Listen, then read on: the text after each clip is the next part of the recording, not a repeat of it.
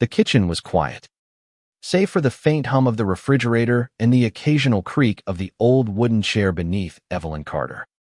She sat at the table, her hands trembling slightly as she traced the edges of a faded photograph. The faces of her grandchildren, Lily and Ethan, beamed back at her bright, carefree, their school uniforms crisp and proud. Evelyn's lips curved into a bittersweet smile. She could still hear their laughter from the last time they visited, their small feet pattering across her creaky floorboards. That was months ago. The silence now felt heavier than ever. At 78, Evelyn had lived a life of quiet sacrifices. Her hands, once strong from years of sewing and gardening, now bore the weight of arthritis and time. Her heart, though, carried a deeper ache, one that no pill could soothe. The bottle of medication on the table was nearly empty, its label worn from her anxious fingers. The prescription was critical. Her doctor had warned. Without it, her heart condition would worsen, and the dizzy spells would return. But the cost $300 a month was a mountain she could no longer climb. Evelyn's thoughts drifted to her daughter, Claire. At 42, Claire was a woman of ambition. Her life a whirlwind of corporate meetings and soccer practices for her kids. Evelyn had always admired her daughter's drive, the way she carved out a life so different from the modest one Evelyn had known. But lately, Claire's visits had grown rare, her calls brief and distracted. Evelyn didn't mind, at least. She told herself she didn't. She understood the demands of a young family. She had raised Claire alone. After all, after her husband passed when Claire was just a girl. The memory of those years stung. Evelyn had worked 2 jobs: seamstress by day, waitress by night, to keep food on the table and a roof over their heads. She'd sewn Claire's prom dress by hand, stayed up late to help with homework, and never let her daughter feel the weight of their struggles. When Claire got into college, Evelyn sold her mother's heirloom necklace to cover the first semester's tuition. It was worth it, she'd thought, seeing Claire's eyes light up with dreams of a bigger world. Now, decades later, Evelyn faced a different kind of struggle. She'd called Claire last week, her voice soft but steady, to ask for help with the medication costs. "It's just temporary," she'd said, hating the way her words trembled. "Until I sort things out with the insurance." Claire's response had been sharp, clipped. "Mom, we're stretched thin as it is. The kids' school fees, the mortgage, I can't right now." The line had gone silent, and Evelyn hadn't pushed. She'd hung up, her chest tight, not from her condition, but from the sting of rejection. What Claire didn't know, what Evelyn had never told her, was the secret Evelyn had carried for years. When Claire's husband, Mark, lost his job 3 years ago, their world had teetered on the edge. The private school Claire insisted on for Lily and Ethan, with its pristine campus and promises of a bright future, had become a financial burden they couldn't bear. Claire had confided in Evelyn one tearful night, saying they might have to pull the kids out. Evelyn couldn't let that happen. She'd seen how much the school meant to Claire, how it represented everything she wanted for her children. So Evelyn had acted quietly, as she always did.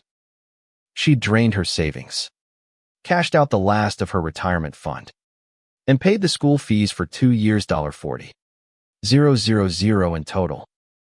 She told Claire it was a scholarship, some anonymous donor program she'd heard about. Claire had been overjoyed, never questioning the story. Evelyn hadn't wanted her to. It was enough to see her daughter's relief, to know Lily and Ethan could stay in a place that nurtured their dreams. Now, sitting alone in her kitchen, Evelyn wondered if she'd been wrong to keep it a secret. The photo in her hands blurred as tears welled in her eyes. She didn't resent Claire, she couldn't. But the weight of her sacrifice, coupled with Claire's dismissal, pressed down on her like a stone. She set the photo down and reached for the pill bottle, counting the remaining capsules. 5. Enough for a week. Maybe less. The phone rang, jarring her from her thoughts. It was Claire. Evelyn's heart lifted, a flicker of hope igniting. Maybe her daughter had reconsidered. Mom. Claire's voice came through, rushed as always. I'm just checking in. Everything okay? Evelyn hesitated, her fingers tightening around the phone. She wanted to tell Claire everything: the medication, the money, the truth about the school. But the words caught in her throat. I'm fine, sweetheart, she said instead, her voice soft. Just tired. Claire didn't press. The call ended quickly, with promises of a visit soon. Evelyn hung up, the silence returning. She looked at the pill bottle again, then at the photo. For a moment, she imagined telling Claire the truth, pictured her daughter's face crumpling with guilt or gratitude. But Evelyn shook her head. She'd carried burdens before. She could carry this one a little longer. Outside, the sun dipped below the horizon, casting long shadows across the kitchen. Evelyn stood slowly, her joints protesting, and shuffled to the sink to wash her single plate from dinner. The routine grounded her, a small act of control in a world that felt increasingly unsteady. She didn't know how she'd afford the next bottle of pills, but she'd find a way. She always had. As she dried her hands, a memory surfaced: Claire as a little girl, tugging at Evelyn's apron, asking why she worked so hard. Because I love you, Evelyn had said, ruffling her hair. That truth hadn't changed, even if everything else had. Evelyn glanced at the photo one last time before turning off the kitchen light. She'd face tomorrow, just as she always did, with quiet strength and a heart full of unspoken love. The morning light filtered through the thin curtains of Evelyn's small living room, painting the walls in a soft, golden hue. She sat on her worn couch, a cup of tea cooling in her hands. The television murmured in the background, some morning show she barely registered. Her mind was elsewhere, tangled in memories and worries. The pill bottle sat on the coffee table, a stark reminder of her dwindling supply. 4 pills left now. She'd skipped a dose yesterday, hoping to stretch them further. But the dizziness had crept in by evening, a warning she couldn't ignore. Evelyn's thoughts turned to Claire again. She pictured her daughter in her sleek office downtown, her hair pulled back, her heels clicking on polished floors. Claire had always been determined, even as a child. When she was 10, she'd spent weeks saving her allowance to buy a second-hand bike, refusing Evelyn's offer to help. That stubborn streak had served her well, landing her a career most could only dream of. But it also made her distant, as if asking for or offering help was a sign of weakness. Evelyn set her tea down and reached for a small notebook she kept by the couch. It was her budget, meticulously recorded in her neat, slanted handwriting. Rent, utilities, groceries, every penny accounted for. There was no room for the medication, not without cutting something else. She'd already given up cable, sold her old sewing machine, and stopped buying the fresh flowers she loved. The thought of asking Claire again made her stomach twist. She'd raised her daughter to be independent, but had she taught her too well? The doorbell rang, startling her. Evelyn shuffled to the door, her heart lifting at the thought of a visitor. It was Mrs. Thompson, her neighbor from across the street, holding a small casserole dish. Thought you might like some shepherd's pie, the older woman said, her smile warm. Evelyn thanked her, touched by the gesture. Mrs. Thompson lingered, her eyes scanning Evelyn's face. You look tired, dear. Everything all right? Evelyn nodded, forcing a smile. Just getting old, she said lightly. But Mrs. Thompson's frown deepened. They chatted briefly about the weather, the neighborhood, anything but the truth. When Mrs. Thompson left, Evelyn placed the casserole in the fridge. Her appetite gone.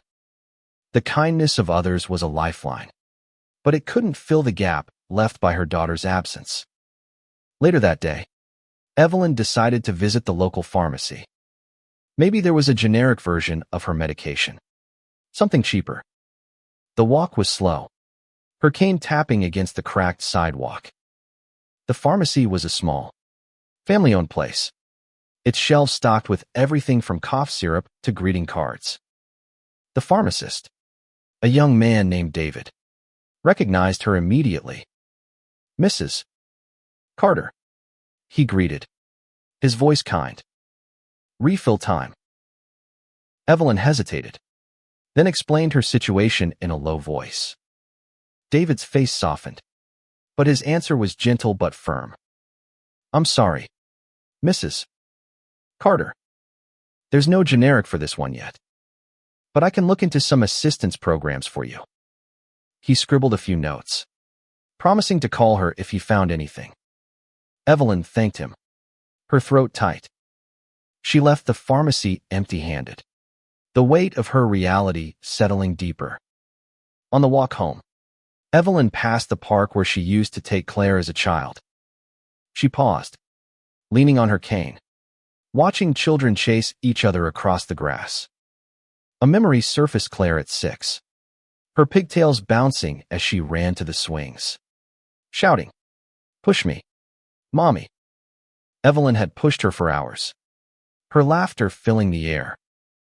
Those days felt like another lifetime, one where love was enough to bridge any gap. Back home, Evelyn sank into her couch, exhaustion pulling at her.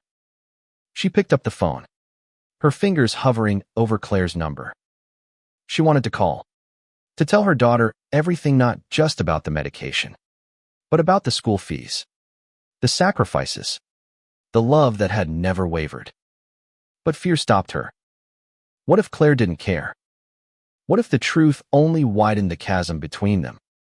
Instead, she dialed her friend Margaret, a retired nurse who lived a few blocks away. Margaret's voice was warm, grounding. "Ev, you sound off. What's going on?" Evelyn hesitated, then poured out her worries: the pills, the cost, Claire's refusal. Margaret listened quietly, then said, "You need to tell her, Evelyn. She deserves to know what you've done for those kids. And you deserve to be taken care of." Evelyn's eyes stung. "I don't want her to feel guilty," she whispered. Margaret sighed.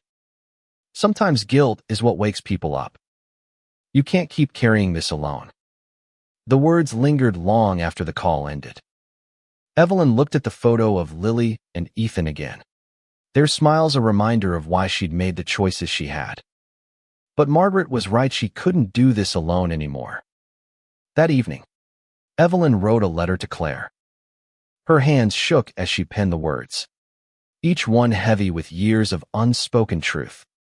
She didn't mention the school fees yet, only her need for help with the medication, her fear of what might happen without it. She sealed the envelope, her heart pounding. It was a small step, but it felt monumental. She'd mail it tomorrow, she decided, before she could change her mind. As night fell, Evelyn lay in bed, staring at the ceiling. The house was quiet, but her mind was loud with memories and what-ifs. She thought of Claire as a little girl, asleep in her arms, and of the woman she'd become, so far from that child. Evelyn didn't know if the letter would change anything, but for the first time in a long time, she felt a flicker of hope. Maybe, just maybe, her daughter would see her not just as a mother, but as a person who needed her too.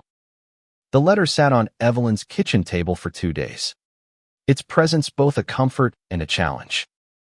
She'd walk by it, touch its edges, then pull her hand back as if it might burn her. Mailing it felt like crossing a line she couldn't uncross. What if Claire read it and felt nothing. Or worse, what if she felt obligated? Her help tinged with resentment. Evelyn's heart warred between hope and fear. But by the third morning, she made up her mind. She slipped the letter into her purse and walked to the post office. Her steps slow but deliberate. The post office was quiet. The clerk's smile kind as she stamped the envelope. Evelyn watched it disappear into the mail slot. A piece of her heart carried away with it.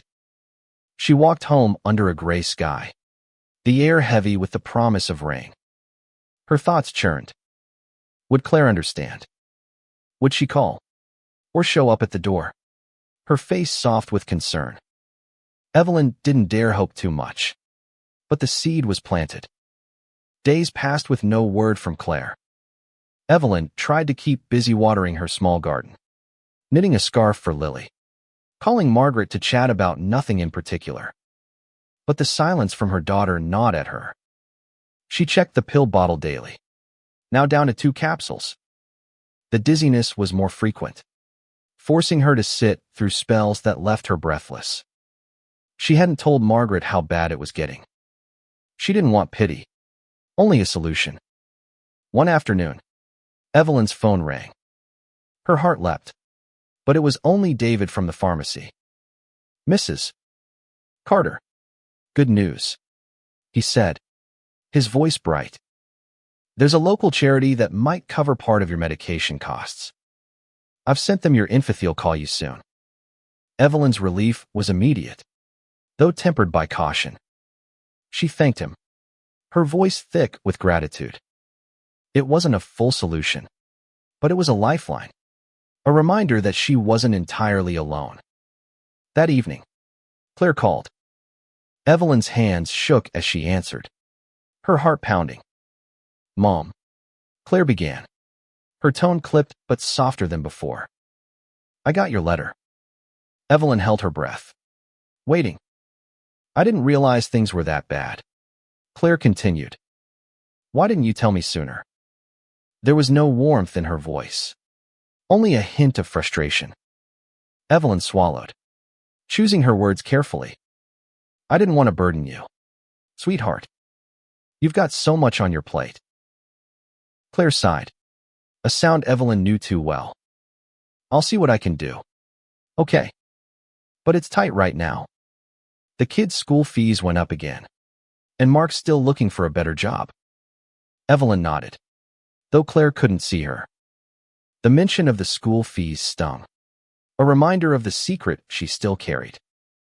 She wanted to tell Claire then, to spill the truth about the $40. But the words wouldn't come. Instead, she said, "I understand. Just let me know if you can help. Even a little." The call ended abruptly, Claire promising to figure something out. Evelyn sat in the quiet, her hands clasped tightly in her lap. She felt a strange mix of relief and disappointment. Claire hadn't shut her out completely, but the distance between them felt wider than ever. Evelyn wondered if her daughter saw her as a burden, an obligation from a life she'd outgrown. The next day, the charity David mentioned called. A kind-voiced woman explained the program, offering to cover half the cost of Evelyn's medication for 6 months. It was a godsend, though still not enough. Evelyn thanked her, tears in her eyes. She spent the afternoon calculating, crossing out numbers in her notebook, trying to make the math work.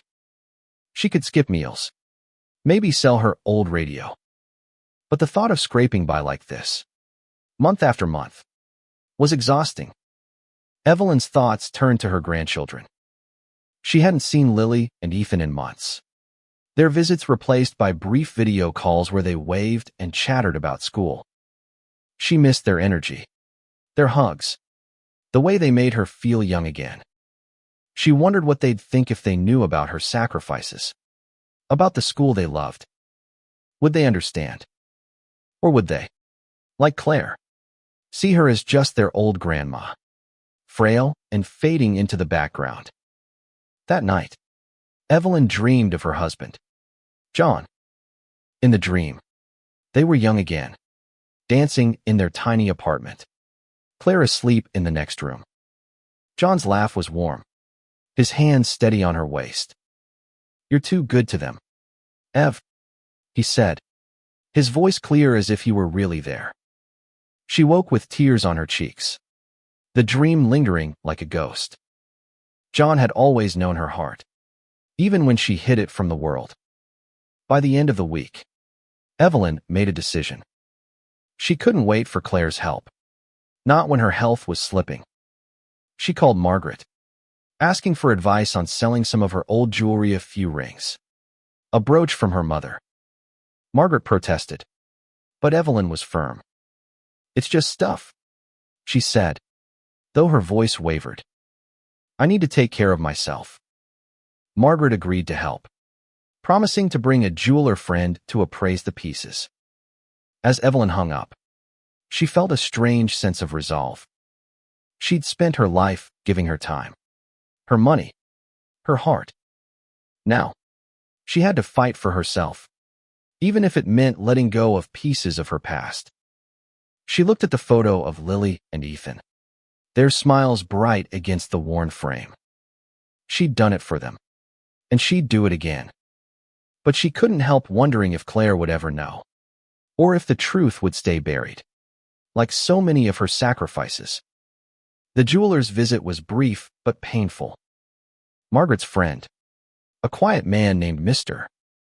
Larson, examined Evelyn's rings and brooch with a jeweler's loupe, his face neutral. The pieces weren't worth much, a few $100s at most, but to Evelyn, they were fragments of her life.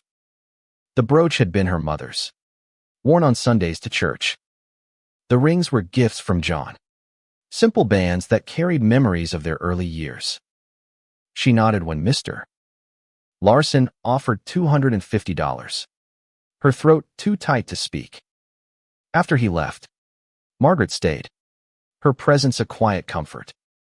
"You sure about this, Ev?" she asked, her eyes searching Evelyn's face.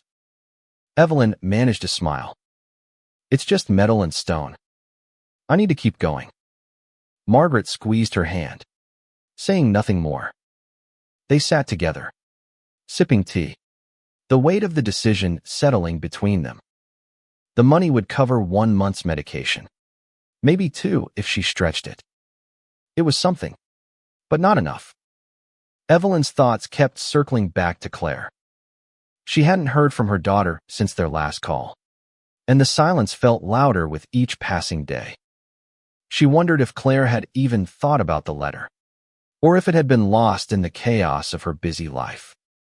Evelyn tried not to judge. She knew Claire loved her, in her own way. But love, she was learning, didn't always mean understanding. A week later, the charity's assistants came through. Evelyn picked up her medication, the bottle feeling like a small victory in her hands. She thanked David at the pharmacy, her voice steadier than it had been in weeks. Back home, she took her first full dose in days. The relief immediate but fleeting. The dizziness eased, but the ache in her heart remained. She sat at her kitchen table, the photo of Lily and Ethan in front of her, and made another decision. She couldn't keep the truth from Claire any longer. Evelyn began writing another letter, this one different from the first. Her pen moved slowly, each word chosen with care. "Claire, my darling," she wrote, "there's something I need you to know. When you and Mark were struggling, I paid for Lily and Ethan's school. It was my savings, my retirement $40,000. I didn't tell you because I didn't want you to worry. I wanted your children to have the best, just like I wanted for you. But now, I need your help. My medication is more than I can afford, and I'm scared. I've always been there for you. I hope you can be there for me now." She sealed the letter, her hand steady this time. She didn't know how Claire would react: anger, guilt, gratitude, but she couldn't carry the secret any longer. It was a weight she'd borne for too long, And she deserved to be seen, not just as a mother who gave, but as a woman who needed. She mailed the letter that afternoon, her heart lighter despite the uncertainty. Days later, Claire arrived unannounced. Evelyn opened the door to find her daughter standing there, her face a mix of emotions: shock, guilt, something softer Evelyn couldn't name. "Mom," Claire said, her voice breaking. "Why didn't you tell me?" Evelyn stepped aside, letting her in. They sat at the kitchen table, the photo of Lily and Ethan between them. Claire's hands trembled as she spoke. "I read your letter. The school. You paid for it. All of it." Evelyn nodded, her eyes on the table. "I wanted them to have what you always dreamed for them." Claire's face crumpled, tears spilling over. "I thought it was a scholarship. I thought, God. Mom, why didn't you say anything?" Evelyn reached for her daughter's hand, her touch gentle. "I didn't want you to feel like you owed me. I just wanted you to be happy." Claire shook her head, her voice thick. "I've been so caught up in my own world. The kids, work, everything. I didn't see you. Mom, I didn't see how much you were struggling." She paused, wiping her eyes. "I'm sorry. I should have helped with the medication. I didn't know how bad it was." Evelyn's heart ached, but not with pain this time. It was the ache of connection, of being seen after so long.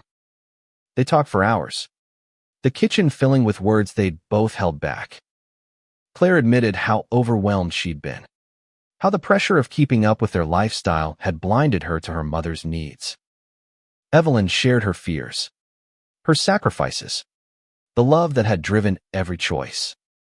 By the time Claire left, promising to cover the medication costs and visit more often, Evelyn felt a weight lift. It wasn't perfect, but it was a start. That night, Evelyn slept better than she had in weeks. The pill bottle sat full on her nightstand, a symbol of hope renewed. She didn't know what the future held, but for the first time, she felt like she wasn't facing it alone. Claire's car pulled away, the headlights fading into the dark, and Evelyn whispered a quiet prayer for her daughter, her grandchildren, and the fragile, beautiful bond they were rebuilding. The weeks that followed Claire's visit were a quiet shift in Evelyn's world. True to her word, Claire began covering the medication costs, wiring money directly to the pharmacy. David called to confirm the first payment, his voice warm with relief. "You're all set for a while, Mrs. Carter," he said. Evelyn thanked him, her heart lighter. She took her pills faithfully, the dizziness fading, her strength slowly returning. But more than the medication, it was Claire's presence that began to heal her. Claire started calling regularly, her voice softer, less rushed. She'd ask about Evelyn's day, share stories about Lily and Ethan, even laugh about small things: a spilled juice box, a funny moment at work. One Saturday, she brought the kids over, their chatter filling the house with life. Lily, now 10, showed Evelyn her latest drawing, a colorful sketch of their family. Ethan, 7, tugged at Evelyn's sleeve, begging her to read him a story. Evelyn obliged, her voice steady as she read, their small bodies curled against her on the couch. During the visit, Claire lingered in the kitchen, watching her children with a softness Evelyn hadn't seen in years. "Mom," she said quietly, "I'm still processing what you did. For the kids. For us." Evelyn waved a hand, uncomfortable with the gratitude. "It was nothing," she said, but Claire shook her head. "It was everything. I don't know how to repay you." Evelyn smiled, her eyes on Lily and Ethan. "You're here. That's enough." But the truth was, Evelyn still carried a quiet ache. Claire's help was a blessing, but it didn't erase the years of distance. The times Evelyn had felt invisible. She didn't voice this. She didn't want to burden Claire, who was trying so hard. Instead, she poured her energy into the moments they shared, savoring the laughter, the warmth, the slow rebuilding of their bond. One afternoon, Claire invited Evelyn to the kids' school for a parent-teacher conference. "I want you to see it," Claire said. "The place you kept them in." Evelyn hesitated. She hadn't been to the school before, not wanting to intrude, but Claire insisted. The campus was as beautiful as Evelyn had imagined, with sprawling lawns and bright classrooms. Lily and Ethan's teachers spoke glowingly of them, their words a testament to the opportunities Evelyn's sacrifice had secured. As they walked the halls, Claire linked her arm through Evelyn's, a small gesture that felt monumental. "I'm proud of you, Mom," she said, her voice low.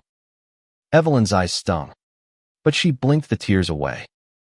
"I'm proud of you too," she replied, and for the first time in a long time, she meant it not just for Claire's achievements, but for the woman she was becoming. Back home, Evelyn found herself reflecting on her own life. She'd spent so much of it giving, often at the cost of her own needs. She didn't regret it. Their love for Claire, for Lily and Ethan, was woven into every choice. But she realized she'd forgotten how to ask for herself, how to be more than the quiet strength in the background.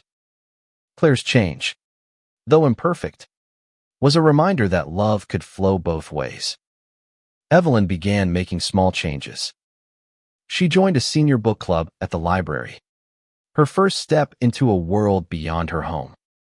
The other members, a mix of lively retirees, welcomed her warmly.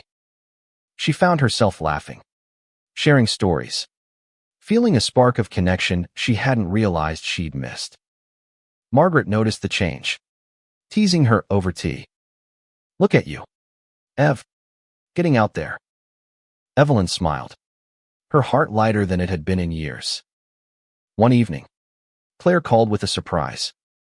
"Mom, the kids want to do something for you. Can we come over this weekend?" Evelyn agreed, curious but not pressing for details. When Saturday arrived, Lily and Ethan bounded into the house, their faces bright with excitement. They carried a handmade card, covered in glitter and drawings. "For you, Grandma," Lily said, handing it over. Inside, in wobbly handwriting, was a note. "Thank you for helping us stay in school. We love you." Evelyn's hands trembled as she read it, tears spilling over. Claire stood behind her, her own eyes misty. "They wanted you to know they're grateful," she said. "And so am I." Evelyn pulled her grandchildren into a hug, her heart full. For the first time, she felt seen not just as a grandmother or a mother, but as a woman whose love had changed lives. That night, as she lay in bed, Evelyn thought of John again. She could almost hear his voice, warm and proud. "You did good, Ev," he'd say. She smiled into the dark, the weight of her sacrifices lighter now. She'd given everything, but in return, she was gaining something. Newa family that saw her, loved her, and was learning to give back. The seasons turned, and Evelyn's life settled into a new rhythm. Claire's visits became a regular part of her week, sometimes planned, sometimes a surprise. She'd bring coffee and pastries, or just herself, sitting with Evelyn at the kitchen table to talk about nothing and everything. Lily and Ethan came often, their energy a bright spot in Evelyn's days. They'd play in her small backyard, their laughter echoing, or help her tend the garden, their small hands clumsy but eager. Evelyn's health stabilized with the medication, the dizziness now a rare visitor. The charity's assistance continued, and Claire's contributions filled the gaps. Evelyn no longer felt the crushing weight of scraping by. She'd even started buying fresh flowers again, a small indulgence that brought color to her kitchen. Each bouquet felt like a promise to herself to live, not just survive. Claire was changing too. She'd taken a hard look at her life. She told Evelyn one evening, her voice quiet but firm. I was so focused on keeping up big house, fancy school, the perfect life that I forgot what mattered. She'd started cutting back, prioritizing time over things. She and Mark were working as a team again, their marriage stronger for it. Evelyn listened, her heart swelling. She'd always wanted Claire to find her own path, even if it meant stumbling along the way. One crisp autumn morning, Claire arrived with a proposal. Mom, we want you to move closer to us, she said, her eyes earnest. There's a senior community near our house, nice apartments. Activities. People your age. We'd see you all the time. Evelyn's first instinct was to protest. She loved her little house, its memories, its creaky charm. But as Claire described the place, Evelyn felt a spark of curiosity. Maybe it was time for a new chapter, one where she wasn't so alone. They visited the community the next week. It was bright and welcoming, with gardens and a small library that made Evelyn's heart skip. The other residents smiled at her, their faces warm with stories of their own. Claire held her hand as they toured an apartment, its windows overlooking a courtyard. What do you think? Claire asked. Evelyn paused, then smiled. I think it could be home. The move took time, but Claire and the kids made it a family affair. Lily and Ethan packed boxes, giggling as they wrapped Evelyn's dishes in newspaper. Mark carried furniture, his easy laugh a reminder of why Claire had fallen for him. When the last box was unpacked, Evelyn stood in her new apartment, the space small but hers. The photo of Lily and Ethan sat on her new table, joined by a new one, Claire, smiling, her arm around Evelyn. As winter approached, Evelyn settled into her new life. The book club became a weekly highlight, and she'd made friends, real friends who shared her love of stories and quiet moments. She still thought of John, of the sacrifices that had shaped her, but they no longer felt like burdens. They were part of her, woven into the love she'd given and, now, received. One snowy evening, Claire and the kids came over for dinner.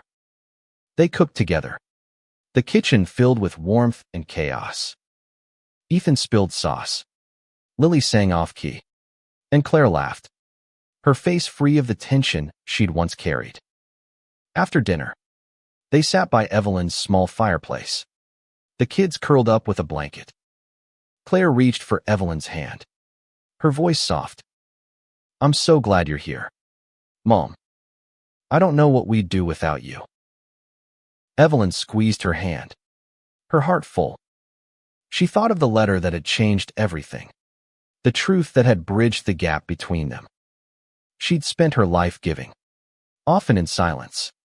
But now she saw the ripple of her love through Claire, through Lily and Ethan, through the life they were building together.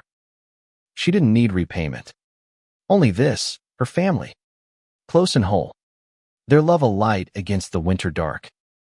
As the fire crackled, Evelyn looked at her daughter, her grandchildren, and felt a peace she hadn't known in years.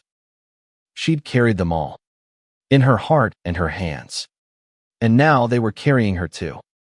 It wasn't perfect, but it was enough. More than enough.